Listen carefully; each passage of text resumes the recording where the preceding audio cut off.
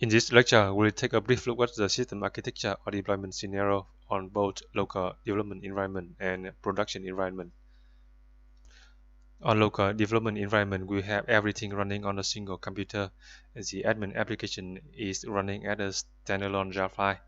It is the Spring Boot application with embedded Tomcat server, and the same for the shopping application, a standalone jar file, and they are connecting to a local instance of MySQL database server. And for the static resources like the images or products stored in the local file system.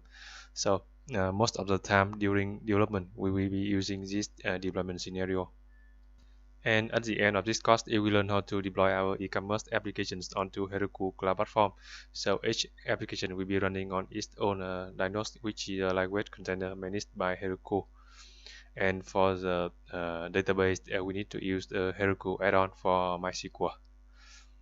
And for the product images that are uploaded by the end users, we need to use Amazon S3 storage service, and because Heroku doesn't allow us to store the files uploaded by the end users directly. So this production deployment scenario is the solution to achieve availability and scalability for our e-commerce applications.